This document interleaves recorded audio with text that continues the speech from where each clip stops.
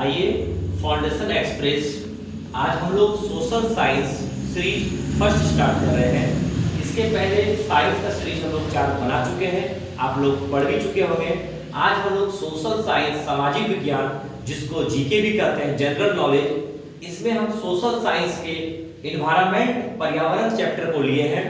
पर्यावरण को पहले हम लोग खत्म करेंगे, फिर जैसे जैसे बच्चों का डिमांड होगा वैसे वैसे हम पढ़ाई करेंगे। तो सोशल साइंस के सीरीज में आपका बच्चों स्वागत है फाउंडेशन एक्सप्रेस में। चलिए हम लोग पढ़ते हैं। आज का जो पहला टॉपिक है सोशल साइंस में पर्यावरण। ये पर्यावरण क्या है, इसकी परिभाषा जो हम लिए हैं, सजीव के आसपास उपस्थित आवरण। जैसे कोई भी सजीव, जैसे मानव के आसपास जितने भी उपस्थित आवरण है, आवरण का तात्पर्य है जो भी ढका हुआ, उसके चारों ओर जो एक कवर किया हुआ आवरण है, उसके चारों ओर जो सराउंडिंग है, चारों ओर जो परिवेश है, उसे आवरण कहते हैं। तो सजीव के आसपास उपस्थित आवरण को पर्यावरण कहते हैं, या फिर आप बोल सकते हैं हमारे चारों ओर घिरे आवरण को पर्यावरण कहते हैं। पर्यावरण को इंग्लिश में एनवायरनमेंट भी कहते हैं। आइए पहला क्वेश्चन हम लिए हैं इससे कि पर्यावरण संरक्षण अधिनियम 1986 ये क्या चीज है। कई क्वेश्चन में यही देखने को मिलता है, पर्यावरण संरक्षण अधिनियम कब पारित हुआ, 1986। ये क्या है, इसमें पर्यावरण को ध्यान में रखते हुए एक अधिनियम का तात्पर्य है एक कानून, एक्ट। इस एक्ट के तहत पर्यावरण को हम कैसे संरक्षण प्रदान करें, मानव कैसे पर्यावरण में हस्तक्षेप नहीं करे, इस सब के बारे में इनका उल्लेख इस एक्ट के तहत 1986 में पारित हुआ। और पर्यावरण को हमको कैसे बचाना है, उसके दृष्टिकोण से हमें पर्यावरण को कैसे सफल बनाना है, इस नियम में बताया गया है। क्योंकि पर्यावरण को दिन ब दिन पर्यावरण जो है प्रदूषित हो रहा है, उसका सबसे बड़ा कारण है मानव अपनी आवश्यकताओं की पूर्ति इतना तीव्र से कर रहा है, वो पर्यावरण की उसे कोई परवाह नहीं है। इसको ध्यान में रखते हुए हम लोग पर्यावरण संरक्षण अधिनियम 1986, आप जान सकते हैं 5 जून को पर्यावरण दिवस ही मनाया जाता है। अब आइए हम लोग देखते हैं पर्यावरण के प्रकार। अब तो जान गए कि पर्यावरण होता क्या है, सजीव के आसपास उपस्थित आवरण को पर्यावरण कहते हैं। अब पर्यावरण के प्रकार, पहला है प्राकृतिक पर्यावरण, दूसरा है मानव निर्मित पर्यावरण। ये प्राकृतिक पर्यावरण क्या है, जिस पर मानव का किसी प्रकार का हस्तक्षेप ना हो, वो प्राकृतिक पर्यावरण है। या जो प्रकृति में विद्यमान पदार्थ है वो प्राकृतिक पर्यावरण है। जैसे भूमि, जल, इसमें मानव का किसी प्रकार का हस्तक्षेप नहीं है। कई एग्जाम में क्वेश्चन ये भी मिलता है, इनमें से कौन प्राकृतिक पर्यावरण है। जैसे इसका उदाहरण आप ये भी ले सकते हैं, प्राकृतिक पर्यावरण में स्थल मंडल, जल मंडल, वायुमंडल, जैव मंडल, ये भी आप प्राकृतिक पर्यावरण में आते हैं। अब दूसरा आते हैं मानव निर्मित पर्यावरण। ये पर्यावरण क्या है, प्रकृति में ही मानव अपनी आवश्यकताओं की पूर्ति के लिए जिसका उपयोग या जो मानव के लिए आवश्यकता में आता है, वो सारे होते हैं मानव निर्मित पर्यावरण। मानव निर्मित पर्यावरण का तात्पर्य ये नहीं है कि मनुष्य इसका निर्माण करता है, मतलब प्रकृति में पहले से ही वो विद्यमान है, बस अब वो मानव उसको कैसे यूज कर रहा है या अपनी आवश्यकताओं को कैसे पूरा कर रहा है, उसको कहते हैं मानव निर्मित पर्यावरण। जैसे फसल उत्पादन, अच्छा जैसे फसल उत्पादन है, मानव भले फसल उगा ले लेकिन मिट्टी वो कहां से लाएगा, मिट्टी आपका प्राकृतिक पर्यावरण से है। मतलब मानव निर्मित पर्यावरण सीधे और डिपेंड करता है प्राकृतिक पर्यावरण पर। मानव निर्मित पर्यावरण प्राकृतिक पर्यावरण पर आश्रित है, ना कि प्राकृतिक पर्यावरण मानव पर आश्रित है। तो इसका सबसे अच्छा उदाहरण है फसल उत्पादन। दूसरा है औद्योगिक संकुल ले सकते हैं, जो भी मानव अपनी आवश्यकताओं की पूरा करने के लिए अपने प्राकृतिक पर्यावरण का उपयोग करता है, वो सारे आ जाते हैं मानव निर्मित पर्यावरण में। पुनः हम लोग एक बार फिर से देखते हैं पर्यावरण क्या है। सजीव के आसपास उपस्थित आवरण को पर्यावरण कहते हैं, या हमारे चारों ओर आवरण को पर्यावरण कहते हैं। पर्यावरण संरक्षण अधिनियम, कई एग्जाम में ये क्वेश्चन देखने को मिलता है, पर्यावरण संरक्षण अधिनियम कब पारित हुआ, 1986। आपको ये ईस्वी याद रखना है। ईस्वी याद करने के लिए आपको क्या कुछ ट्रिक बनाना पड़ेगा, कोई ट्रिक नहीं है, आप नॉर्मल याद कर सकते हैं। 1986 1986, ये याद करिएगा, पर्यावरण संरक्षण अधिनियम 1986 में पारित हुआ। अब पर्यावरण के प्रकार, प्राकृतिक पर्यावरण, दूसरा मानव निर्मित पर्यावरण। प्राकृतिक पर्यावरण क्या है? जिस पर मानव का किसी प्रकार का हस्तक्षेप ना हो, प्रकृति में विद्यमान सारे आवरण को ही प्राकृतिक पर्यावरण कहते हैं। इसके अंतर्गत आप स्थल मंडल, जल मंडल, वायुमंडल, जैवमंडल ले सकते हैं। स्थल मंडल आप जान सकते हैं, जो स्थल में है वो स्थल मंडल, जो वायु में है वो वायुमंडल, जो जल में है वो जलमंडल, और तीनों में जो कॉमन है वो जैवमंडल, जिसको बायोस्फीयर भी कहते हैं। मानव निर्मित पर्यावरण में आते हैं फसल उत्पादन, औद्योगिक शोषण और भी जिससे जो मानव प्राकृतिक पर्यावरण का ही उपयोग करके अपनी आवश्यकताओं की पूर्ति करता है, उस पर्यावरण को मानव निर्मित पर्यावरण कहते हैं।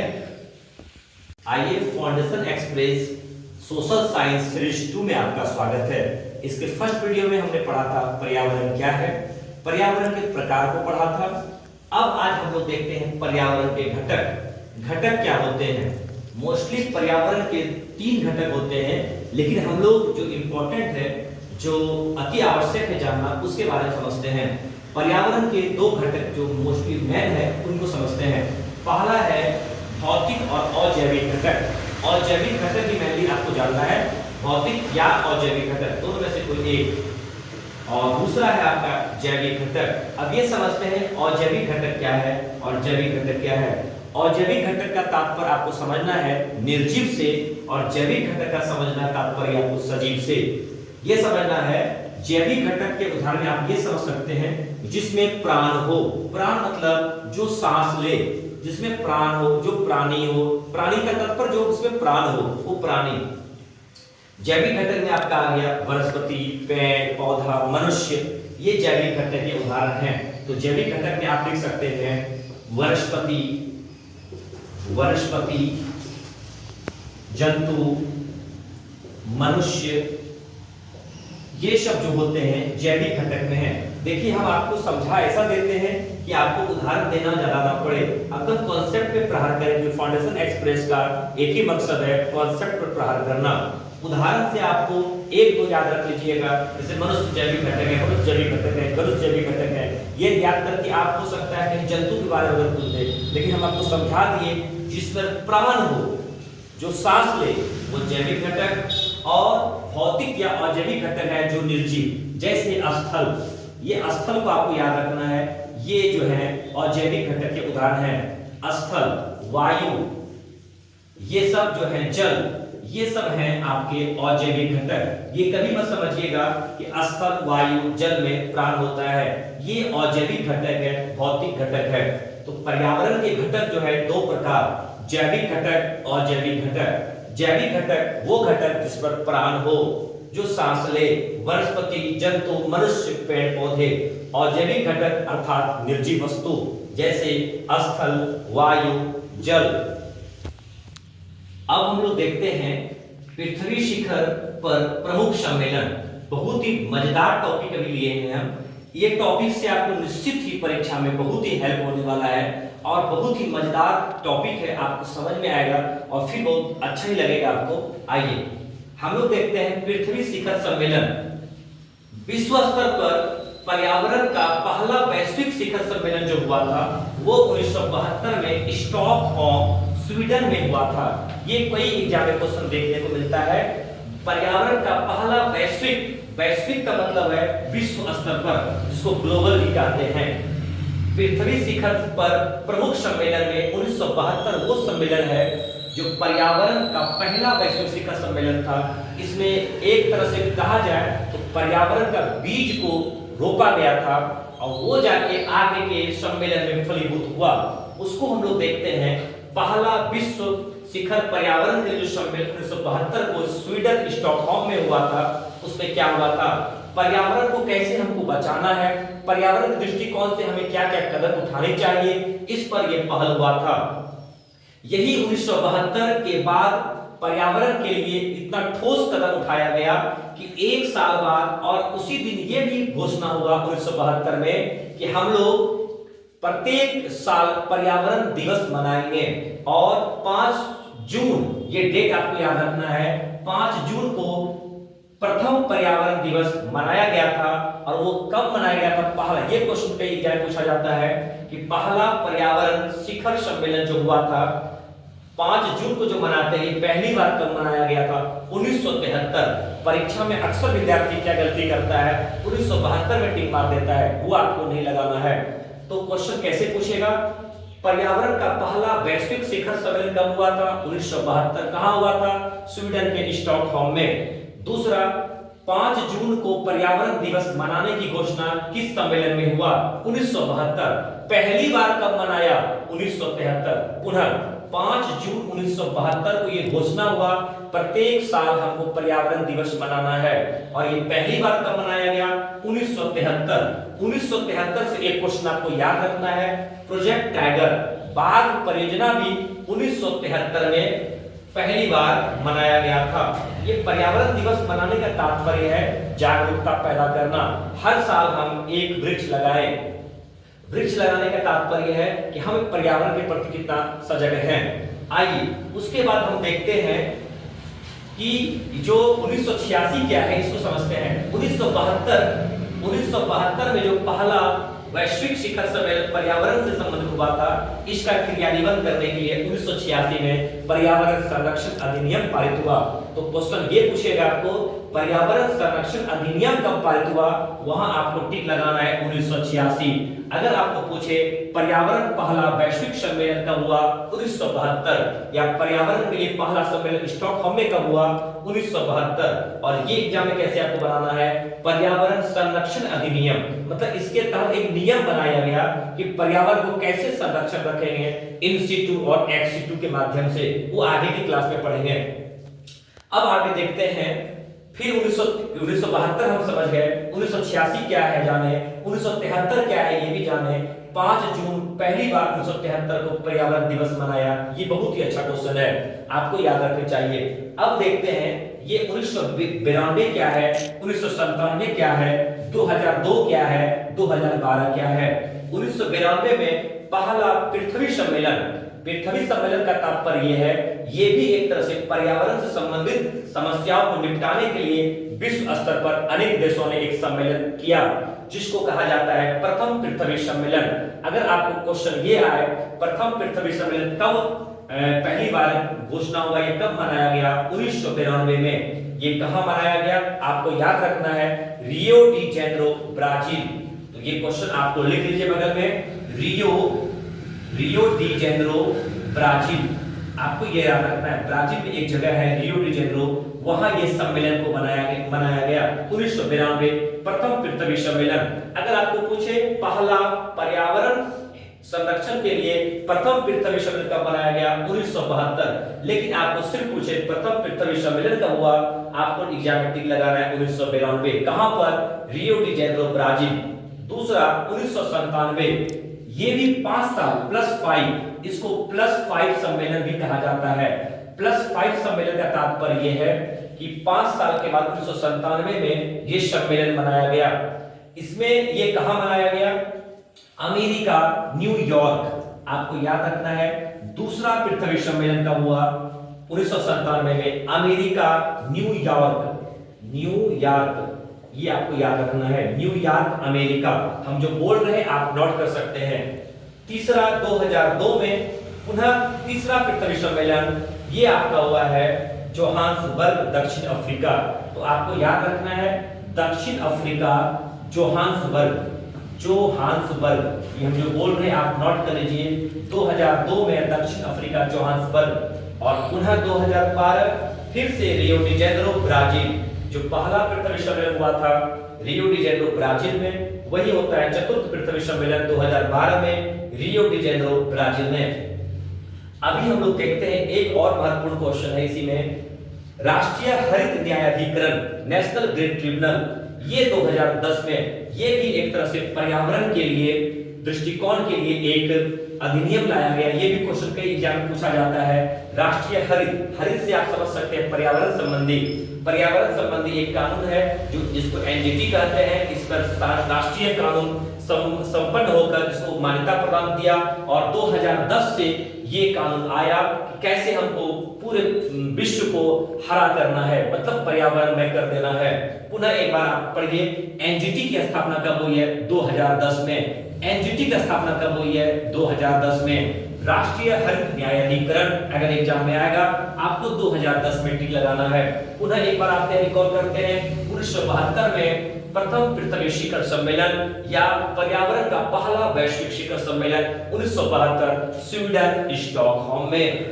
उसी का क्रियान्वयन करने के लिए 1986 में पर्यावरण संरक्षण अधिनियम, याद रखिएगा, पर्यावरण संरक्षण अधिनियम 1986 में।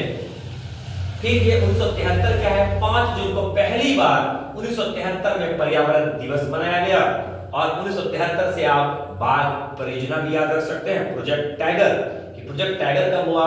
याद रखिएगा, टाइगर का होना पर्यावरण के लिए बहुत ही आवश्यक है। क्यों? बाघ जितना अधिक रहेगा हिरण की संख्या उतना कम रहेगी, और हिरण जितना कम रहेगा उतना पर्यावरण बचेगा। ये आगे के चैप्टर में हम जब पढ़ाएंगे आपको आहार श्रृंखला, वहां आपको समझाएंगे, याद रखिएगा। और 33%, ये भी क्वेश्चन कई जगह पूछा जाता है, वन का जो लक्ष्य होना चाहिए, अभी भारत सरकार का जो वर्तमान में लक्ष्य है, टारगेट है 33% राष्ट्रीय वन होना चाहिए। लेकिन अभी वर्तमान में जो अभी आपका देश का आंकड़ा है 24.56% जो है ये राष्ट्रीय वन है, जो अभी बहुत पीछे है। हमको 33% वन को इसको देश में लाना पड़ेगा, तभी हमारा पर्यावरण सुरक्षित रहेगा। और बिहार में लगभग 7% वन है। एक्यूरेट के लिए आप याद कर सकते हैं 6.86%। ये बिहार में पर्यावरण प्रतिशत, पर्यावरण जो है या वन है, ये जंगल इतना बिहार में इतना प्रतिशत में है। और राष्ट्र में पूरा 24.56%। और होना कितना चाहिए? 33%। ये लक्ष्य रखा गया है। अगर लक्ष्य पूछे तो आपको ये टिक लगाना है। भारत में पूछे तो आपको 24.56% टिक लगाना है। बिहार में पूछे तो 7%, 6.86% ये वन है। उसके बाद हम लोग रिकॉल करते हैं 1992 पहला पृथ्वी सम्मेलन रियो डी जेनेरो ब्राजील। फिर 5 साल 1997 कहां? America New York. तीसरा 2002 दक्षिण Africa Johannesburg. 2012 Rio de Janeiro Brazil. इसको आप 1997 को +5 सम्मेलन भी कहते हैं, या +5 सम्मेलन या +5 सम्मेलन के नाम से जाना जाता है। उसके बाद है एनजीटी, राष्ट्रीय हरित न्यायाधिकरण। इसकी स्थापना 2010 में। ये अच्छा क्वेश्चन है, इसको आप याद कर लीजिएगा। राष्ट्रीय हरित न्यायाधिकरण 2010 में। आप देखे होंगे इसमें पूरी जो भी बोर्ड में लिखा गया ईस्वी है, और जो ईस्वी के बारे में जो आपको डिस्क्राइब की, जो वर्णन किए, बहुत ही बेहतरीन है। इसको अगर आप एक बार देखते हैं तो आपके दिमाग में छप जाएगा और बड़ा ही मजा आएगा। अब हम लोग इसको पूरी तरह से इसको पढ़ लिए हैं। इसका एक बार जरूर क्लियर कीजिए आप लोग, तभी।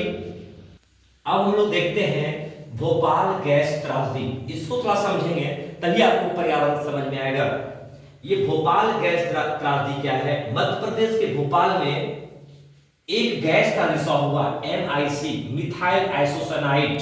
ये आपको याद रखना है, ये गैस का नाम। ये क्या हुआ था? इस गैस में इतना रिसाव हुआ, बहुत ही भारी मात्रा में दुर्घटना ग्रसित हुआ वहां के आदमी लोग।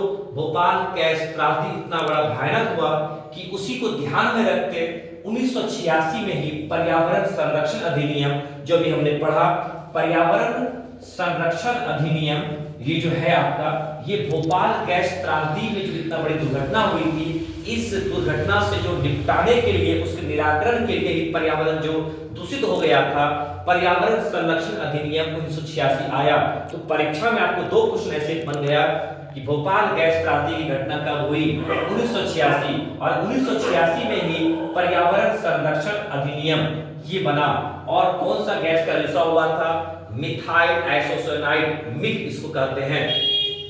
अब हम लोग यहाँ अच्छा अनुच्छेद 253, आप ये अनुच्छेद 253 क्या है इसको समझते हैं। आर्टिकल 253, ये भोपाल गैस त्रासदी जो इतना बड़ा घटना हुआ, उसी के निराकरण के लिए अनुच्छेद, आपको क्वेश्चन एग्जाम में इस तरह पूछ सकता है, भोपाल गैस त्रासदी की जो घटना हुई, इनका उल्लेख, इसके निपटारा के लिए और पर्यावरण संरक्षण अधिनियम 1986 में जो निराकरण किया गया है, किस अनुच्छेद के तहत किया गया है? अनुच्छेद 253 आपको याद रखना है।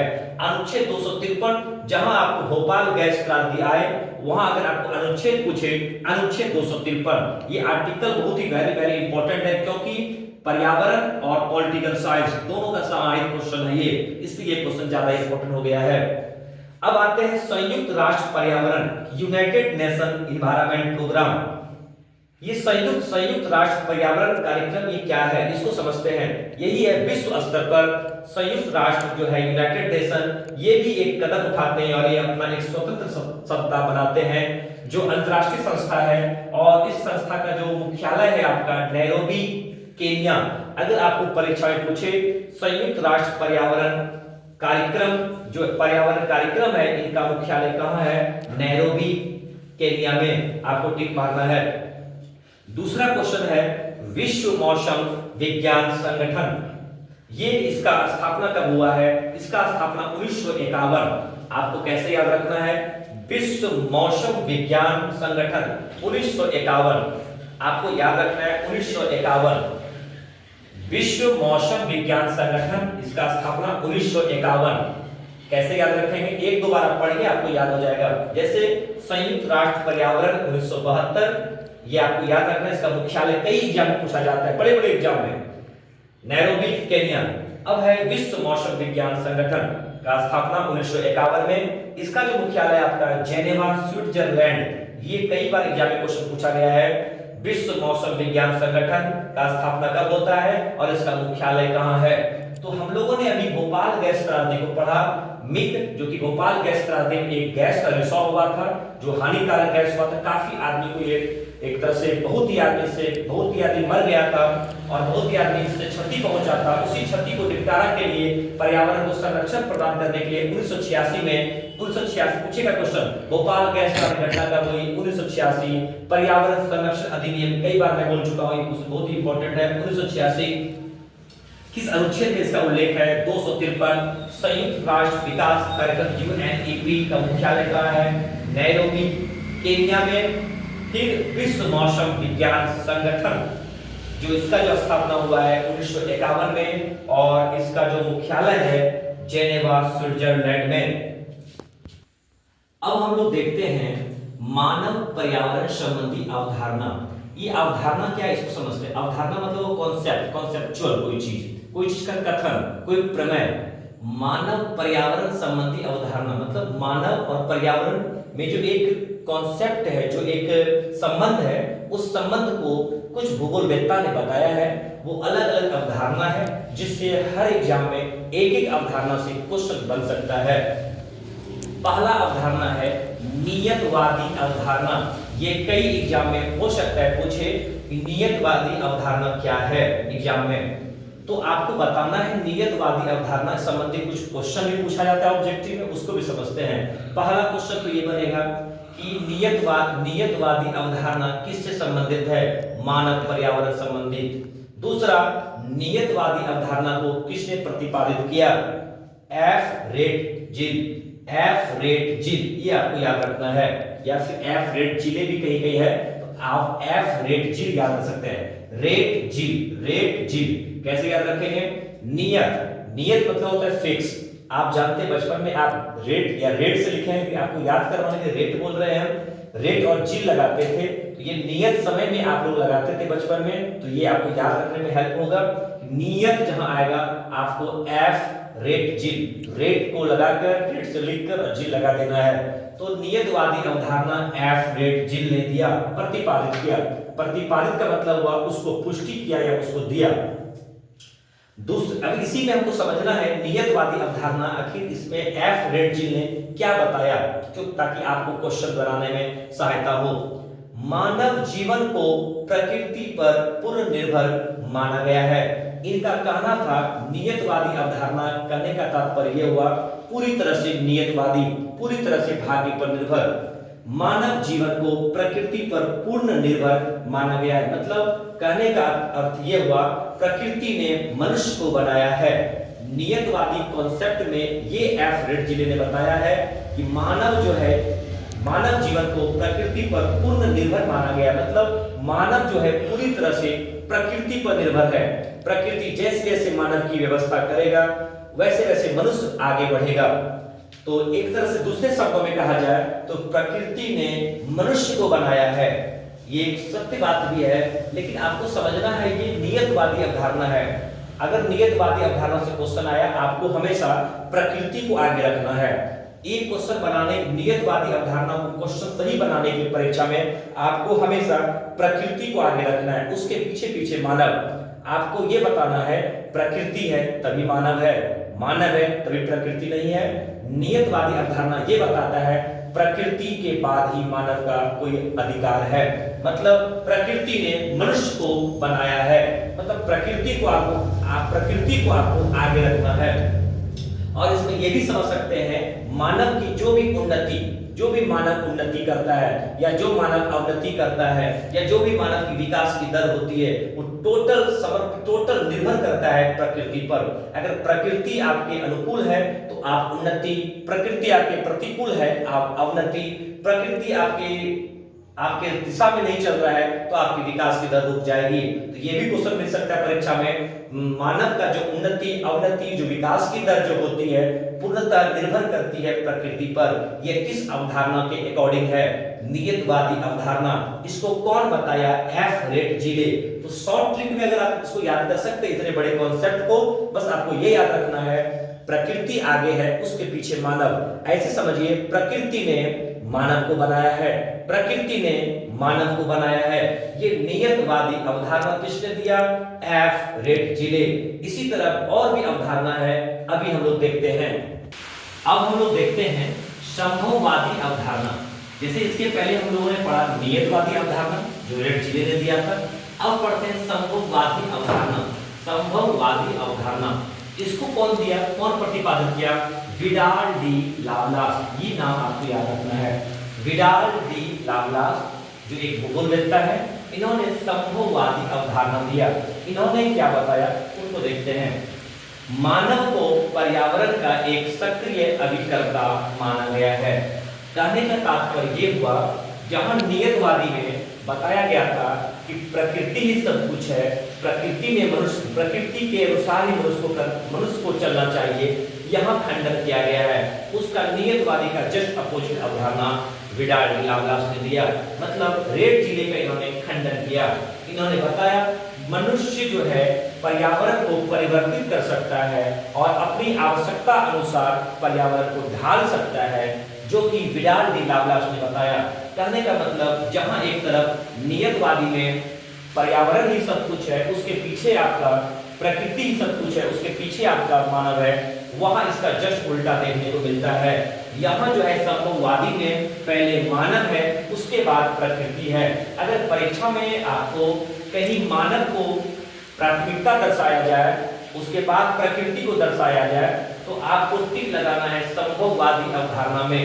यदि कहीं आपको प्रकृति को पहले दर्शाया गया हो, मानव को बाद में दर्शाया गया हो, वहां आपको लगाना है नियतवादी अवधारणा में। आइए इसको पुनः समझते हैं एक बार। मानव को पर्यावरण का एक सक्रिय अभिकर्ता माना गया है, मतलब मानव जो है पर्यावरण में एक अहम भूमिका निभा सकता है। पर्यावरण प्रकृति को चेंज कर सकता है, परिवर्तित कर सकता है, अपने अनुकूल बना सकता है। ये सब जो विचार हैं ये संभववादी अवधारणा में आते हैं। मतलब मानव को यहाँ एक तरह से फुल पावर दे दिया गया है। मतलब इसको आप याद कर सकते हैं, जहां मानव पावरफुल हो जाएगा वहां संभववादी, जहां प्रकृति पावरफुल हो जाएगा वहां नियतवादी रेट जीले। यहाँ संभववादी अवधारणा में है, विडाल डी लाप्लास ने बताया कि मानव ही सब कुछ है, वो पर्यावरण को अपने अनुसार बदल सकता है और परिवर्तित कर सकता है। और एक बात आपको याद रख सकते हैं, मानव जो है प्रकृति पर विजय प्राप्त कर चुका है। ये सिद्धांत भी लाप्लास ने ही दिया। मतलब अगर क्वेश्चन कहीं आ जाए परीक्षा में, आपको मानव प्रकृति पर विजय प्राप्त कर चुका है या कर रहा है या करेगा, इसका जो अवधारणा किस पर मिलता है? संभववादी। क्वेश्चन आपको दो तीन तरह से पूछ सकता है। मानव प्रकृति पर विजय प्राप्त कर चुका है, ये किस अवधारणा में आता है? संभववादी। मनुष्य पर्यावरण को परिवर्तित कर सकता है, उनका उपयोग कर सकता है अपने इच्छा अनुसार, ये किसमें आता है? संभववादी अवधारणा में। तीसरा, मानव को एक पर्यावरण का एक सक्रिय अभिकर्ता, सक्रिय मतलब एक्टिव, मानव पर्यावरण को अपने एक्टिव से, अपने कर्म से, अपने सुकृत से मानव जो है पर्यावरण को बदल सकता है या परिवर्तित कर सकता है। ये हमको संभववादी अवधारणा में समझ में आया। जो प्रतिपादक का जो संभववादी अवधारणा में किया है विडाल डी लाप्लास। आइए अब हम लोग देखते हैं नवनियतवादी अवधारणा। जैसे इसके पहले हम लोग पढ़े एक नियतवादी अवधारणा, एक संभववादी अवधारणा, अब हम लोग पढ़ेंगे नवनियतवादी अवधारणा। नवनियतवादी अवधारणा क्या है, इनके प्रतिपादक कौन है? टेलर। शॉर्ट फॉर्म अभी आपके लिए बड़ा नाम है तो शॉर्ट फॉर्म लिखिए ताकि आपको याद भी रखना है, कीवर्ड पकड़ना है ताकि आपका एग्जाम में गलती ना हो। क्योंकि वस्तुनिष्ठ एग्जाम में, आपका ऑब्जेक्टिव एग्जाम में आपको सफलता अगर प्राप्त करनी है तो हमारे इस छोटे-छोटे ट्रिक को जरूर फॉलो करें। नवनियतवादी अवधारणा टेलर और स्पेड महोदय जो एक भूगोलवेत्ता है उन्होंने दिया। ये नवनियतवादी अवधारणा क्या है इसको समझते हैं। जैसे नियतवादी अवधारणा के पहले आप जानते हैं रेड जिले ने जो बताया आपको कि प्रकृति ही सब कुछ है, मानव उसके बाद है। जो संभववादी अवधारणा था उसमें बताया गया मानव जो है प्रकृति पर विजय प्राप्त कर चुका है, लाप्लास ने बताया।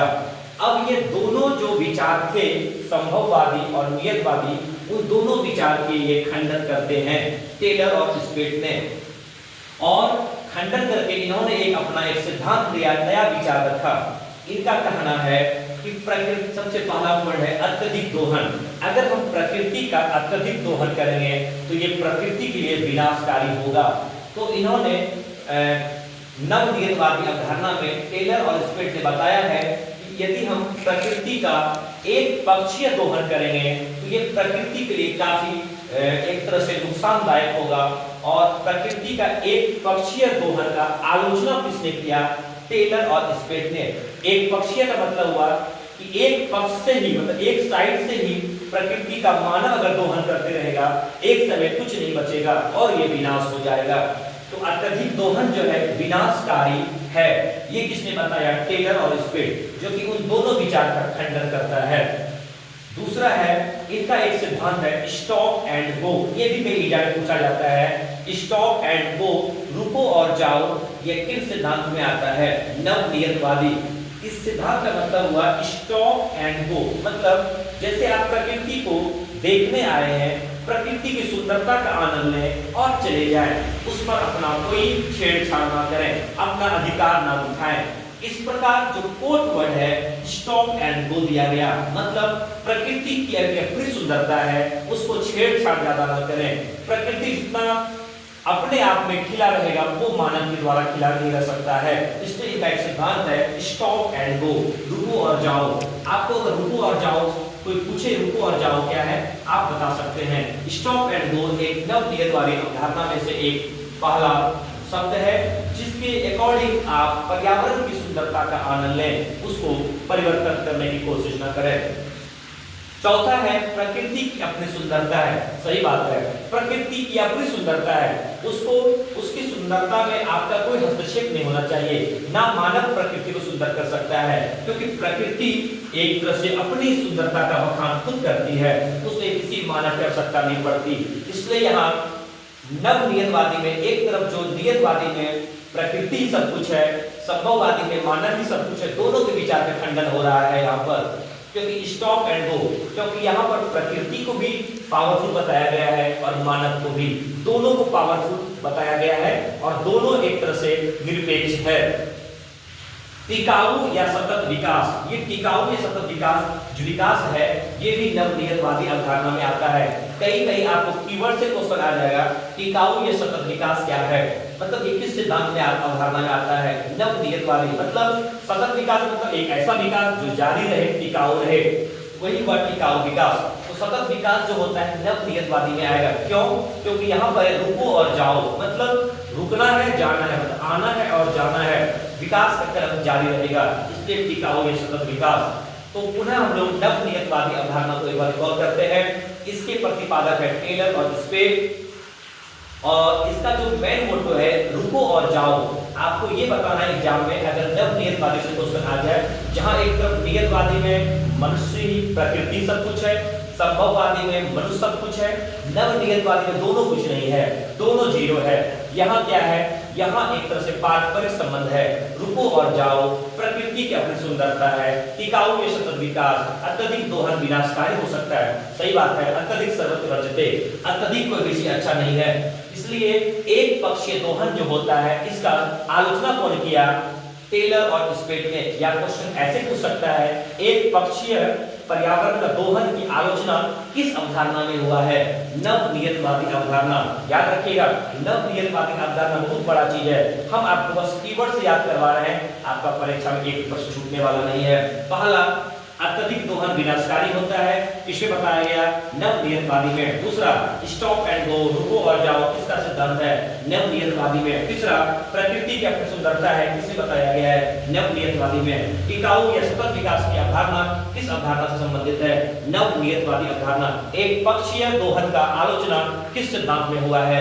नवनियतवादी अवधारणा। ये किसने दिया? टेलर और स्पेट। बाबू इसी तरह आप लोग अच्छे से पढ़ते रहे।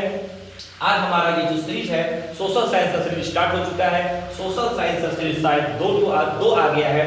आप लोग क्या करें, धीरे धीरे इसको पढ़ें। बहुत जल्द साइंस का वीडियो भी अपलोड होगा, आज ही हो सकता है अपलोड हो जाए। आप लोग तरफ से देखें वीडियो को।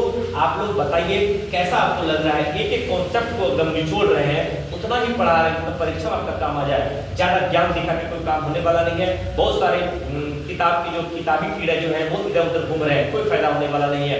आपको वो पढ़ना है जो आपके एग्जाम में काम आए, अन्यथा आप पढ़ते रहिए, कोई पढ़ने की कोई सीमा नहीं है। इसलिए हम कीवर्ड से पढ़ा रहे हैं। आप एक एक कीवर्ड को नोट करते जाएं। भविष्य में एक आपका कॉपी तैयार होगा जो बड़े बड़े एग्जाम में हिला देने की क्षमता रखेगा।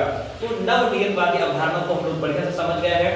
इसको आप लोग एक कॉपी में शेयर जरूर करें, सही बच्चे लोग। और हमारा जो चैनल है फाउंडेशन एक्सप्रेस, जैसे आप सर्च कीजिएगा तो पहला चैनल हमारा ही आता है, फाउंडेशन एक्सप्रेस। इस चैनल को भारी मात्रा में आप शेयर करें, सब्सक्राइब करें, ताकि जरूरतमंदों तक ये वीडियो पहुंच पाए। और अभी चैनल नया है तो आप लोग इनको सहयोग करें। और अगर चैनल वीडियो पसंद आया लाइक करें और कमेंट करके जरूर बताएं क्या आपको इसमें कमी लगा, क्या इसमें सुधार की आवश्यकता है, वो आप बताएं। धीरे धीरे हम दूर करने का प्रयास करेंगे। इसलिए फाउंडेशन एक्सप्रेस आप लोगों का फाउंडेशन तैयार करने में बहुत ही बड़ा एक तरह से हथियार साबित होगा। ये आने वाले समय में आप लोग अगर एक एक वीडियो हमारे अच्छे से क्रम से देखते जाएं तो आप देखेंगे आपके पास वो पिटारी ज्ञान का हो जाएगा जो बड़े बड़े एग्जाम में आप ले जा सकते हैं। और माता पिता के सपनों को पूरा करने के लिए ये हमारा छोटा सा वीडियो आपको बहुत ही हेल्प करेगा। जरूरी नहीं है कि बड़ा सा एक डिजिटल बोर्ड आ जाए तभी हम पढ़ें। आपको पढ़ना है, आपको शो ऑफ नहीं करना है, क्योंकि ये जानकारी बड़े डिजिटल बोर्ड में भी यही जानकारी मिलेगा, छोटा बोर्ड में ये मिलेगा। और आने वाले समय में जो होगा व्यवस्था किया जाएगा। इसलिए आप लोग पहले धीरे धीरे पढ़ें ताकि हमारा चैनल थोड़ा सा ग्रो करे, उसके बाद हम आगे का सोचेंगे। तब तक के लिए आप लोगों को ये वीडियो देखें और भारी मात्रा में इसका शेयर करें। तब तक के लिए जय हिंद।